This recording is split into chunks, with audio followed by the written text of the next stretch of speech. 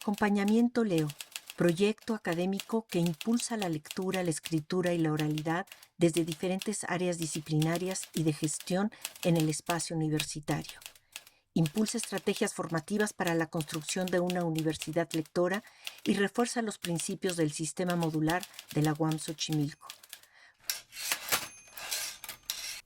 Como parte de este proyecto, se llevaron a cabo charlas con profesionales investigadores de la Unidad Xochimilco. En esta ocasión, compartimos la realizada a Josefina Vilar, alcalde, quien desde su perspectiva y experiencia, tanto personal como académica, enriquece y fortalece el acercamiento docente a las competencias formativas dentro del marco del sistema modular. Yo no puedo explicarme el presente sin saber que es el producto del pasado, ¿no? Y la educación en México, me parece a mí que si vemos la historia es una decadencia paulatina, sexenal. O sea, de Vasconcelos a llegar al pozo de la amargura que fue Fox, ¿no? O sea, su secretario de Educación Pública. Ellos pensaron que la educación pública en México lo que tenía que hacer es formar lavadoras de dos patas y jardineros en Estados Unidos. Entonces, ¿para qué estudiar? O sea, esa parte técnica, o sea, más de, como de taller, de especialidades que puedan salir con un título para trabajar, está muy bien, pero lo que no se justifica es que eliminara la historia y la lengua y la aritmética, las matemáticas, porque yo creo que van juntas y son dos lenguajes. Mi propuesta es que desde el TID haya talleres de lógica y redacción, que ya los hay en el tronco de sociales, entonces nada más bajarlos y, digamos, adelantar sobre la marcha. Y un taller, pues por lo menos de estadística, que esa es la demanda, ¿no? Que en realidad pues centrará la cuestión de los números. O sea, te quiero decir que vienen muy necesitados de ese aprendizaje. Lo primero, la lectoescritura es el primer medio de comunicación a través del tiempo y la distancia.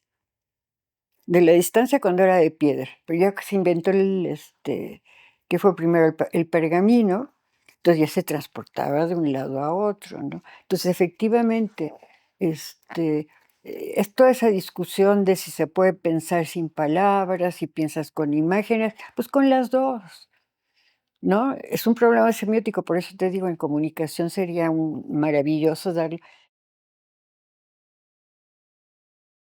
Ricardo Yoselevsky dice que el objeto de transformación son los estudiantes, que ellos seguro se transforman, porque todo se transforma en esta vida. El problema es cómo queremos que se transformen en qué. Por eso viene el perfil de cada licenciatura, por eso desde el principio hasta el final es un solo plan de estudios. Yo uso, bueno, el primer recurso, el pizarrón, ¿no? Pero sobre todo la palabra. Mi taller de lógica y redacción, lógicamente hacerlos pensar, ¿no? Entonces, ¿cómo le hago? Me acuerdo mucho de la pandemia que me tocó un grupo mayoritariamente de administradores y mayoritariamente masculino, porque en la pandemia yo noté en mis 3 trimestres que eran grupos masculinos, pero un grupo delicioso porque aparte muy educado. Uno de ellos me acuerdo siempre porque bebía lo que yo decía, porque él era maestro de nenes. Les enseñaba a leer y escribir a chiquitos. Mi método es eh, que escriban ¿tú has oído de ese triángulo de bitácora, portafolio de evidencias y rúbrica? Entonces les digo, bueno, bitácora. ¿Y qué es una bitácora? Pues, tu cuaderno de apuntes, pero que vayan apuntando para que vayan construyendo su pensamiento, pero es empezar a que escriban. Al final del trimestre yo voy a ver tu bitácora, lo voy a evaluar, lo voy a leer, ¿no? Y este portafolio de evidencias, ¿no? A ver qué documentos tienes a favor de lo que aprendiste o de lo que estás investigando. Y En ese grupo les dije: "Bueno, háganme un resumen final de su bitácora, una evaluación general de todo el trimestre". Me evaluaron tan bien como nunca en mi vida, o sea, yo de llorar, porque, pues, ¿cómo entro? Por la poesía, fíjate. Y las letras de las canciones, y entonces me llegan letras en inglés.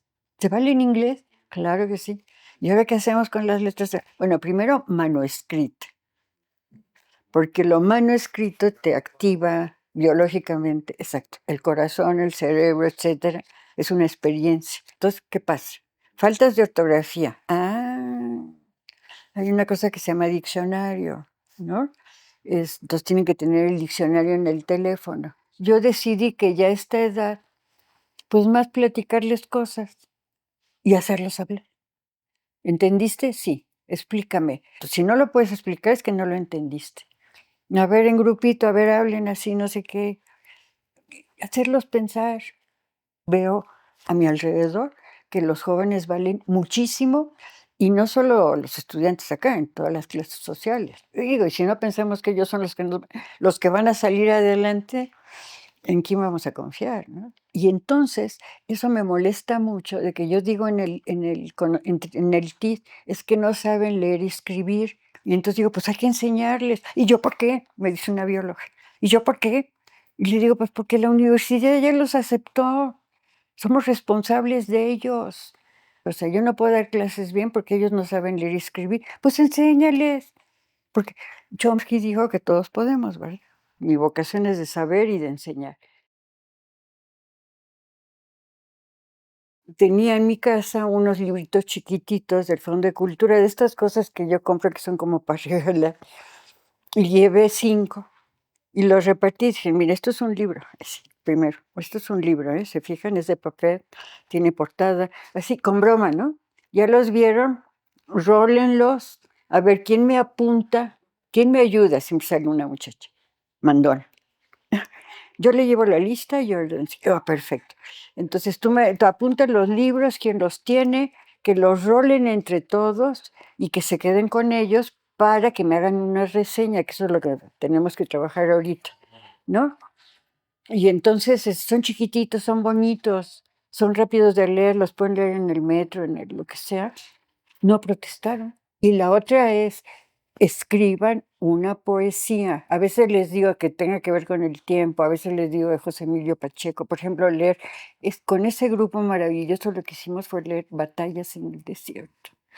Entonces, eso fue lo más sanador en una epidemia. O sea, fue un espacio de contención, de literatura, de arte. Entonces, hay muchas maneras de hacerlo, pero sí atender a eso que es la falta que nuestros muchachos tienen.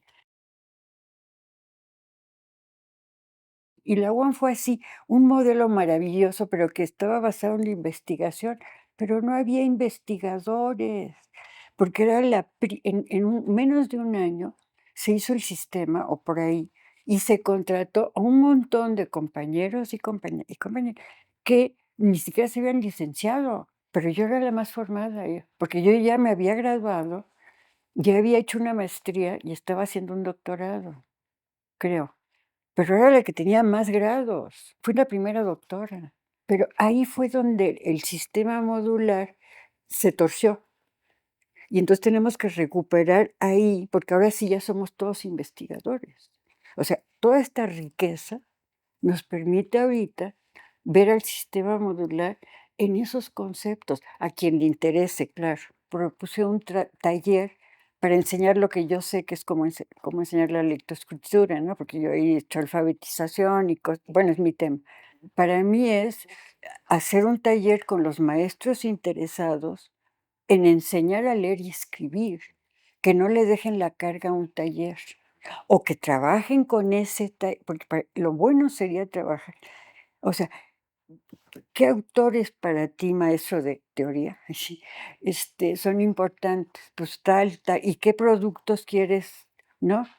¿Y cómo le hacemos? Pues primero exposiciones. O sea, trabajar juntos el módulo como lo trabajábamos antes. No que, este es mi taller, tú no te metas. La lectoescritura, porque es lectoescritura, este, se practica en todas partes. O sea, no puedes en ningún campo, deja de haber, mal hecha, bien hecha, lo que tú quieras, pero ahí está, los títulos de los subtítulos de las películas.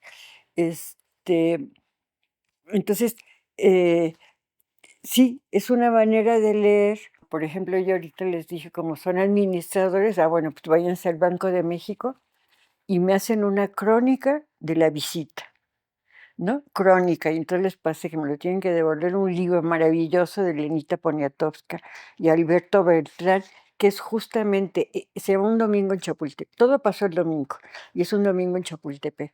Y entonces son los dibujos de él y el texto de ella con esa ingenuidad que tiene ella maravillosa. Bueno, tienes el modelo, tú trata de hacerlo. ¿Cómo voy a aprender? Pues imita, ¿no? Entonces, la crónica, por ejemplo, es un género del periodismo y tiene que ver con la historia. Entonces, la cuestión de los géneros es importante, ¿no? Y cada quien lo que le gusta, ¿no? Pero entrar por la literatura es la manera, por la poesía, o sea, no se puede entender la acentuación si no se dan cuenta de lo que es la lengua sonora y no tienen conciencia de eso. La escritura en el campo académico tiene una particularidad, porque entonces, volviendo al objeto de transformación que tendrían que ser los estudiantes, y el módulo primero se llama relación, conocimiento y sociedad, pues es lo que tenemos que hacer en el primer módulo y pensar en el objeto de transformación que son los estudiantes, ¿no? Entonces, por eso las cosas tienen que pensarse lo que yo llamo orientación diacrónica a través del tiempo. El módulo conocimiento y sociedad tiene que dar lugar al segundo módulo, lógicamente, y el módulo tiene que ser un módulo, o sea, historia y sociedad. No puede tener un taller que no tenga nada que ver con la teoría. David Bakin es capaz de hacer que los alumnos vayan a una comunidad, aprendan un montón de cosas, enseñen un montón y transformen a la comunidad, ¿no? Entonces, ¿qué significa la lectura? Hay que ubicar que una es la literatura, leer por placer, que sería la literatura, o si te especializas ahí. Otra sería más bien escribir en el periodismo, si quieres ser periodista. Y otra cosa, si estás en la universidad, tienes que leer y escribir con los usos y costumbres de esta comunidad que somos unos latosos. Porque entonces el módulo es la relación entre conocimiento y sociedad. O sea, el módulo se llama conocimiento y sociedad. Objeto de transformación, la relación del conocimiento y la sociedad. Yo entonces digo, ¿pero cuál relación? ¿Y cuál sociedad? ¿Qué no será más bien la relación de la sociedad mexicana con el conocimiento? O sea, ¿cómo conoce, cómo aprende, cómo se norma sus criterios? En una comunicación oral. Ahí es el valor de la escritura, porque en la comunicación oral primero tienes al otro presente. Entonces, habría que ubicar eso, qué es lo que la escritura te provoca. Porque en el niño, ¿qué es lo que provoca la escritura, el aprendizaje, el poder leer? Entonces, ¿cómo dejamos la estafeta? Y entonces la generación siguiente toma el lugar, pero lo interesante es pasar la estafeta hasta abajo, que volvemos a la formación inicial o lo que llamábamos antes internalización, ¿no?